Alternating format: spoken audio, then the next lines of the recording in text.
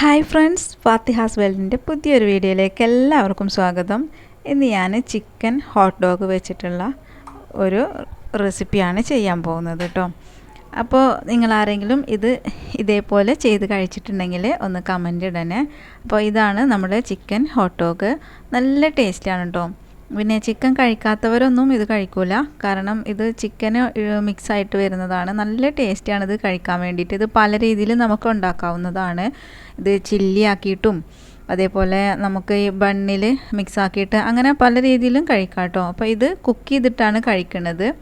ഞാനിപ്പോൾ ഇവിടെ 3 chicken hot ഡോഗാണ് എടുത്തിട്ടുള്ളത്. ഒരാൾ കഴിക്കാത്തത് കൊണ്ട് 3 എടുത്തിട്ടുള്ളത് കേട്ടോ. പിന്നെ 4 ബണ്ണ് എടുത്തിട്ടുണ്ട്. ഇങ്ങനത്തെ ബണ്ണാണ് എടുത്തിട്ടുള്ളത്.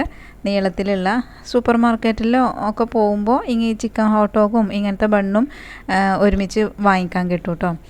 അപ്പോൾ ഇത് വെച്ചിട്ട് നമുക്ക് എങ്ങനെയാണ് ഞാൻ ഈ ഒരു റെസിപ്പി റെഡിയാക്കുന്നത് നോക്കാം. നല്ല ടേസ്റ്റി ആയിട്ടുള്ള ഒരു ഫുഡാണിത് കേട്ടോ. അപ്പോൾ അതിന് വേണ്ടിയിട്ട് ഞാനിതാ ഇവിടെ ഒരു ചെറിയ പീസ് ക്യാബേജും പിന്നെ കുക്കുംബറിൻ്റെ ഒരു പകുതി, പിന്നെ ഒരു ക്യാരറ്റും ഒരു പച്ചമുളകും എടുത്തിട്ടുണ്ട് കേട്ടോ. ഇത് എല്ലാം കൂടെ നന്നായിട്ടൊന്ന് ഗ്രേറ്റ് ചെയ്തെടുക്കണം. അപ്പോൾ ഞാനിതൊന്ന് ഗ്രേറ്റ് ചെയ്തെടുക്കണം കേട്ടോ. അപ്പോൾ ക്യാരറ്റ് ഇതേപോലെ ഗ്രേറ്റ് ചെയ്തെടുക്കുകയാണെങ്കിൽ നമുക്കത് കനം കുറവായിരിക്കും, പിന്നെ ഇങ്ങനെ നീളത്തിൽ കിട്ടുമല്ലോ. അപ്പോൾ കാണാനായിട്ട് നല്ല ഭംഗിയാണ്. നല്ല കനം കുറവായിരിക്കും ഗ്രേറ്റ് ചെയ്തെടുക്കുമ്പോൾ.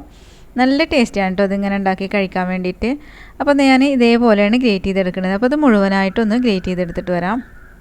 അപ്പോൾ നമ്മൾ ക്യാരറ്റ് മുഴുവനായിട്ട് ഗ്രേറ്റ് ചെയ്തെടുത്തിട്ടുണ്ട്. ഇനി ഇതൊരു പാത്രത്തിലേക്ക് മാറ്റി കൊടുത്തു. പിന്നെ നമ്മുടെ ക്യാബേജും കുക്കുംബറും ഒക്കെ ഗ്രേറ്റ് ചെയ്തെടുത്തിട്ടുണ്ട് കേട്ടോ.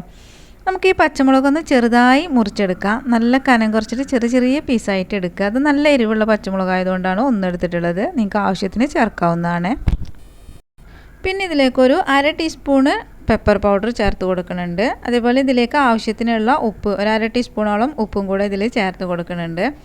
പിന്നെ മയോണൈസ് ചേർത്ത് കൊടുക്കുന്നുണ്ട് കേട്ടോ. ഒരു 3 ടേബിൾ സ്പൂൺ മയോണൈസ് ചേർത്ത് കൊടുക്കുന്നുണ്ട്. ഞാനിത് വീട്ടിൽ തന്നെ റെഡിയാക്കി എടുത്തിട്ടുള്ളതാണ്.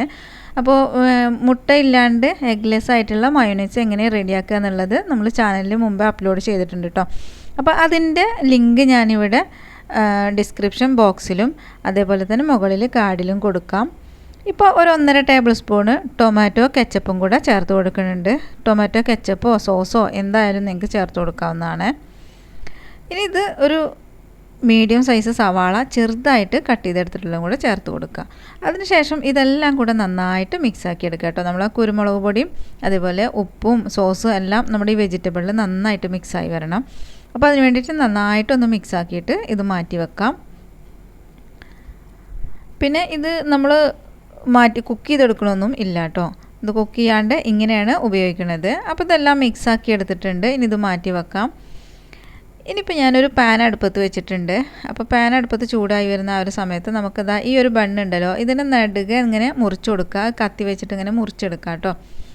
അപ്പോൾ ഇതിങ്ങനെ മുറിച്ചെടുത്തതിന് ശേഷം നമ്മളിത് ഫ്രൈ ചെയ്തെടുക്കാൻ വേണ്ടിയിട്ടാണ് ഈ പാനിൽ. അപ്പോൾ ഫ്രൈ ചെയ്തെടുക്കുമ്പോൾ എണ്ണയൊന്നും വേണ്ട കേട്ടോ. എണ്ണ ഇല്ലാണ്ട് പാന് ചൂടാക്കിയിട്ട് ഇങ്ങനെ ഇത് 2 ഭാഗം ഒന്ന് നന്നായിട്ട് ഫ്രൈ ഒന്നും ആവണ്ട, 2 ഭാഗം ഒന്ന് ചൂടാക്കി എടുത്താൽ മതി. അപ്പോൾ അത് ഇങ്ങനെ സ്റ്റീലിൻ്റെ പാൻ ആയതുകൊണ്ട് തന്നെ അതിലിങ്ങനെ ഒട്ടിപ്പിടിക്കണുണ്ടായിരുന്നു കേട്ടോ. അപ്പോൾ എന്ത് മറിച്ച് നോക്കുമ്പോൾ ഒട്ടിപ്പിടിച്ചിട്ടുണ്ടായിരുന്നു. അപ്പോൾ ഇത് ഞാൻ എങ്ങനെയാലും ഇതിൽ ചൂടാക്കി എടുത്തു. അപ്പോൾ ബാക്കിയുള്ള ബണ്ണ് ഞാൻ ഇതേപോലെ വേറെ നോൺ സ്റ്റിക്കിൻ്റെ പാനിലാണ് ചൂടാക്കി എടുത്തിട്ടുള്ളത് കേട്ടോ. അപ്പോൾ നോൺ സ്റ്റിക്കിൻ്റെ പാനാണ് എടുക്കണമെന്ന് വെച്ചെങ്കിൽ അതിൽ ഒട്ടിപ്പിടിക്കൂല. ഞാനിത് ഒട്ടിപ്പിടിക്കുമെന്ന് അറിയാണ്ട് ഇതിലെടുത്തതാണ്. അപ്പോൾ ആ സെയിം പാൻ തന്നെ ഒന്ന് ചൂടാക്കി കഴുകിയതിന് ശേഷം ചൂടാക്കിയിട്ട് ഇതിൽ കുറച്ച് എണ്ണ ഒഴിച്ച് കൊടുത്തിട്ടുണ്ട്. നമ്മൾ കുക്ക് ചെയ്യാൻ ഉപയോഗിക്കുന്ന ഓയിൽ എടുക്കുക. അതിനുശേഷം നമ്മുടെ ചിക്കൻ ഹോട്ട് ഡോഗ് ഉണ്ടല്ലോ, അത് ഇതിലേക്ക് ഇട്ട് കൊടുക്കുക. ഇത് നന്നായിട്ടൊന്ന് ഫ്രൈ ചെയ്തെടുക്കണം കേട്ടോ. തിരിച്ചു മറിച്ചിട്ടിട്ട് ഇതിൻ്റെ 4 ഭാഗം വരുന്ന എല്ലാം തിരിച്ചു മറിച്ചിട്ടിട്ടൊന്ന് ഫ്രൈ ചെയ്തെടുക്കുക. അപ്പോൾ ഇങ്ങനെ ഫ്രൈ ചെയ്യാൻ വേണ്ടിയിട്ട് നമ്മൾ നോൺ സ്റ്റിക്കിൻ്റെ പാൻ എടുക്കുകയാണ് കേട്ടോ നല്ലത്. കാരണം സ്റ്റീലിൻ്റെ പാന് എത്ര കനം കൂടിയതാണെങ്കിലും ഇതിൽ ഒട്ടിപ്പിടിക്കുന്നുണ്ട് കേട്ടോ ഈ ഒരു സാധനം. അപ്പോൾ നന്നായിട്ട് നമ്മൾ ഇത് നന്നായിട്ട് ഫ്രൈ ആക്കി എടുത്തിട്ടുണ്ട്. എത്ര ഫ്രൈ ആക്കി എടുത്താലും ഇത് നല്ല സോഫ്റ്റാണ് കേട്ടോ. ഇങ്ങനെ കോരി എടുക്കുമ്പോൾ കിട്ടുന്നുണ്ടായിരുന്നില്ല, നല്ല സോഫ്റ്റാണ്. ഈ ഫ്രൈ ആയി വരുമ്പോൾ നല്ല മണമായിരിക്കും കേട്ടോ ഇതിന്. അപ്പോൾ ഇനി ഇതെല്ലാം നമുക്കൊന്ന് സെറ്റ് ചെയ്തെടുക്കാം. അപ്പോൾ അതിന് വേണ്ടിയിട്ട് നമ്മുടെ ബണ്ണ് എടുത്തിട്ട് നെടുക മുറിച്ചിട്ട് നമ്മൾ ചൂടാക്കിയെടുത്തുള്ള ബണ്ണ് എടുത്തിട്ടുണ്ട്. അതിലേക്ക് കുറച്ച് മയോണൈസ് ആദ്യം ചേർത്ത് കൊടുക്കുക കേട്ടോ. നന്നായിട്ടൊന്ന് സ്പ്രെഡ് ചെയ്ത് കൊടുക്കുക എല്ലാ ഭാഗത്തേക്കും. പിന്നെ കുറച്ച് നമ്മുടെ ടൊമാറ്റോ കെച്ചപ്പും കൂടെ അതിൽ സ്പ്രെഡ് ചെയ്ത് കൊടുക്കുക.